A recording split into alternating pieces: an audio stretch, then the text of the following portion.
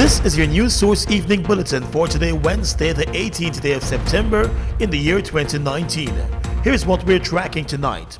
The chairman of the Guyana Elections Commission, Justice Claudette Singh, has informed the commissioners that she will decide on the timeline for national elections and make an announcement by 10:30 tomorrow morning.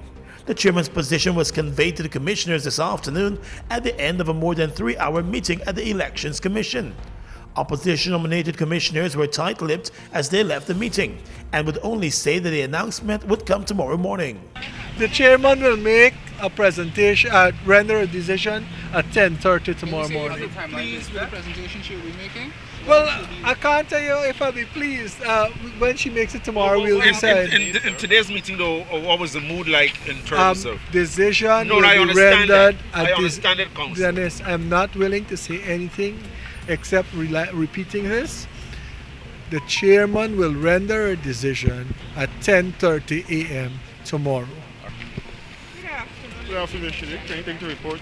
What is I ain't got nothing to say. I send this to y'all, man. What's wrong? Government-nominated Commissioner Vincent Alexander explained that at today's meeting, the opposition-nominated members of the commission failed to provide their written proposal to support their contention for elections to be held by November. He said Government-nominated Commissioner Charles Corbin presented a written proposal pointing to a March elections timeline, with the possibility of that being moved forward to earlier in the new year. Commissioners nominated by the leader of the opposition failed to make the written proposal that was agreed to yesterday. On the other hand, Commissioner Corbin made a written proposal. All they contended that the election should be held by November and they were not prepared to discuss anything else. Commissioner Corbin made a submission which proposed March with possible negotiations to bring it down to even an earlier time. It's now left to the chairman to make a determination, which she said she would do after studies and after contacting providers. That announcement should be made tomorrow. Mr. Alexander said the chairman is likely to inform the commissioners of her decision before moving to inform the president of the timeline. The timelines guide us. So provided that the timelines, yes. Yes, it's the presentations in the form of Microsoft project. So you see the critical path, and you see the non-critical path, and you see how, in fact, it is not out of the top of the head that you arrive at a date. When you plug in the timelines in that program, the program generates a date. How confident are you that she'll yield to the Corbin recommendation? I would not make any comment about what she would do. I think that she will give due consideration to what's before her. President David Granger has indicated that he is prepared to announce a date for elections once the commission informs him of its readiness. More news coming up in just a moment. Hi Guyana, I am Ambika Ramraj, Miss World Guyana 2018 and your GTT Pinktober Ambassador for 2019. Pinktober is GTT's flagship event aimed at raising cancer awareness and facilitating access to support for all Guyanese. In 2017, we raised $4 million. In 2018, we nearly tripled that amount. Thus, we have been able to continue our fight against cancer by providing support to multiple foundations such as the Giving Hope Foundation and GRPA. This year, our aim is to do even more, but we need your help. Become a corporate sponsor for Pinktober 2019. Visit our website www.gtt.co.gy/Pinktober 2019 for more information on how. GTT is in the business of saving lives, so join us now. Experience bliss in an exclusive atmosphere as Universe boss Chris Gayle celebrates his 40th birthday in Guyana. Batman out and stunting. Chris Gayle Kyle kick like dumpling. 40 Shades of Gayle featuring Kes the Band live and in concert. If you're coming down from the mountain, oh God, At the Arthur Chung Conference Center on Saturday, 5th October. right now my vibes up, I'm getting on. It's the tickets, $3,000. General, $4,000. Stage front, $10,000. 40 Shades of Gayle. Party with the Universe boss, Chris Gayle, and a star-studded cast of international cricketers. 40 Shades of Gayle. Featuring Cast the Band live and in concert at the Arthur Chung Conference Center on Saturday, 5th October. All across our nation, Guyana, we see it in your lives. The future growing even stronger. GBTI, all eyes on Guyana skies as the voices of our people rise. Again, GBTI,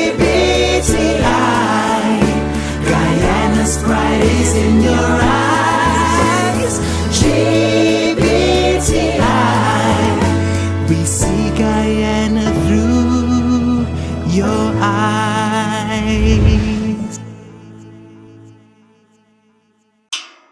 Fuel it up and win! Let's divide! Fuel it up and win! Yes! You heard right! Fuel up at Guy Oil $5,000 or more and enter to win! Tune in to Jumpstart on 94.1 FM Monday and Friday to receive your call to win big! Check Facebook for participating locations and more details. Protect your fuel system, boy! High mileage and performance, boy! Fuel it up and win! President David Granger today indicated that he's anxious to head into new elections. Speaking to reporters this morning, the president said his mindset is on a clean list and credible elections. Well, my mindset is on a clean list, credible elections in as short a time as possible. This is what I've been doing all year. This is what I've been saying. I've written to the previous chairman of the commission. I've had several meetings with the leader of the opposition. And no one could be more anxious than I am to ensure the elections are held as quickly as possible. The president said it is very uncomfortable for him to head an interim government.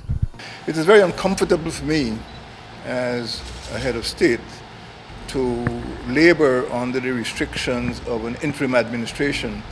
I have not accepted, apart from my health, I have not accepted any invitations to go to foreign countries. Many of my ministers have had their travel restricted.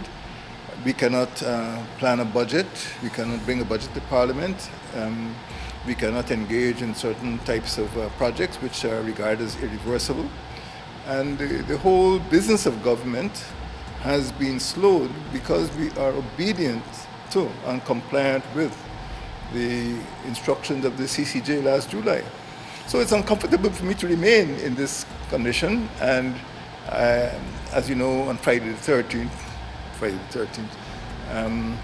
Minister Walter Lawrence led a governmental parliamentary delegation to insist on government's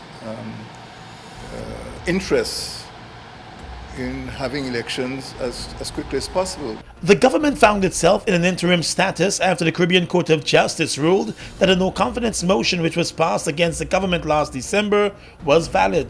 Since that July ruling, the opposition has been pressing the president to set a date for elections. But President Granger has been insisting that he can only set the date when the Elections Commission, which is an independent body, informs him of its readiness. This is not in my hands. You know, people are calling on me, people are picketing, but I cannot do anything because I do not have the authority. I cannot go out and print ballot papers. I cannot appoint returning officers. I cannot detail where polling stations would be. These are functions given exclusively to the Election Commission, and I don't interfere, I don't intrude, and I cannot give instructions to the Election Commission. The opposition has been accusing the government of delaying elections. The government has dismissed that accusation. Well, let's tell you now that police officers found themselves in a standoff with residents of Aleppo Street today as the residents protested the police shooting death of a man from the community. Angry residents blocked off a number of streets close to the area and set fires to tires and other pieces of debris that were placed in the middle of the road. The police responded but kept their distance as the situation appeared volatile. The unrest was in response to the police shooting death of suspected robber Odinga Williams. The man was shot early this morning as the police responded to reports of an armed robbery. Information received by news source stated that after receiving reports of the armed robbery close to the Leopold Street area around 1:30 this morning, police ranks responded and noticed two men fitting the description of the alleged robbers riding along the roadway. The police reportedly give chase behind the two men, and as they were closing in, it is alleged that one of the men whipped out a firearm and opened fire on the police. The police returned fire, and the suspect was shot dead. He was identified as Odinga Williams. But the man's family members have disputed the police's version of events and are crying out for justice. We want justice to this! We want justice! Them kill me! We want justice! Justice to solve it. What brother name? Jacqueline, he murdered him. Jacqueline. Yes. He murdered him, Jacqueline. Right? They make we justice to my brother there. We solve it ourselves. We need justice. So we need the police officers who was on duty last night when Kobe and my brother were killing. We want them to step forward, the two police, because if we got paying them out, it's not going to be nice. Two police officers right behind it. What are y'all about? We need them. We need justice. I want justice, my brother there. We need them. We need them forward. We need them. We need them. Investigators have revealed that the weapon with matching ammunition was found at the scene close to the dead man's body. An investigation is on the way tonight. In the courts, 3 months after a tragic accident claimed the life of a 7-year-old girl on the Agricola Public Road, the driver of the truck that slammed into the child has been charged with causing death by dangerous driving. 39-year-old Daniel Welcome appeared before the chief magistrate this morning and pleaded not guilty to the charge. He was granted bail in the sum of $500,000. The charge stated that on the 1st of June 2019, Welcome drove his motor lorry bearing number GWW 962 in a manner dangerous to the public, causing the death of the young child. The court heard that the man was speeding along the roadway when he lost control of the vehicle. The young child, Ciara Benjamin, was standing in the company of her aunt close to the median of the 4-lane road when the truck slammed into her. In the application for bail, the truck driver's attorney, James Bond, explained to the court that because of the injuries that were sustained by the driver, he has been unable to return to work. The man was attacked and beaten by angry residents who gathered at the scene after the accident. Attorney Bond said his client has been advised by a doctor to seek medical attention overseas. The magistrate granted bail and ordered that the man's passport be lodged with the court and that his driver's license be suspended pending the outcome of the trial. The accused will also have to report to the Rheinveld police station on a weekly basis during the course of the trial. On the labor front, scores of bauxite workers attached to the Bauxite mining company in Linden walked off the job today in protest of failing negotiations for salary increases. The workers explained that every April their union, NASI, and the company would negotiate salary increases. There was no agreement on the salary increase for this year, and the two sides have been on a standstill ever since. It was explained by one of the workers that the company wants to offer them a 6% salary increase this year and a 6.5% increase for the next 2 years. The workers have turned down the offer and are pushing for a 7% increase for this year, with further negotiations for the next 2 years. Union officials from NASI's office here in Georgetown traveled to Linden this afternoon to meet with the company, as the workers made it clear that they will only return to their jobs when the company give in to their demands. The striking workers are mostly from the mines, operations, and plant maintenance departments. News source made a number of efforts to reach officials of the Bauxite company, and those efforts were unsuccessful. Still with labor matters, with more foreign and local companies getting involved in Guyana's oil and gas sector, the Guyana Trades Union Congress is concerned that in many of the contracts being offered to workers, it appears as though the workers are being prevented from joining trade unions. GTUC General Secretary Lincoln Lewis at a press conference today claimed that in the contract for one of the large companies involved in the oil and gas sector here, it specifically states that the employees cannot engage with a trade union without the written consent of the company. Lewis said such a clause would be a violation of local labor laws. We have seen a contract which says so explicitly, and we are uneasy about it. I should add that what we are talking about here is a posture that flies in the face of the Constitution of our country, which clearly and unmistakably acknowledge the right of workers to become members of the unions of their choice. And that it is in Article 147 of the Constitution. Mr. Lewis said that apart from the Labor Department and the private sector agencies, the GTUC intends to hold the feet of the political leaders to the fire. And we are asking the Private Sector Commission to make a pronouncement on the right of workers to join unions of their choice. We are doing so notwithstanding the fact that historically much of the private sector has been hostile to unionization of workers. I might add, ladies and gentlemen, that setting aside the Labor Department and the Business Support Organization, we intend as well to hold the feet of our political leaders to the fire on this matter. A few weeks ago, a number of workers attached to one of the companies that has contracts with a major oil company reached out to News Source to complain about not being properly paid and also being prevented from collecting their certificates for training that they completed. The Labor Department has also received reports of the concerns of the workers. Across the region is coming up next. Tired of long lines?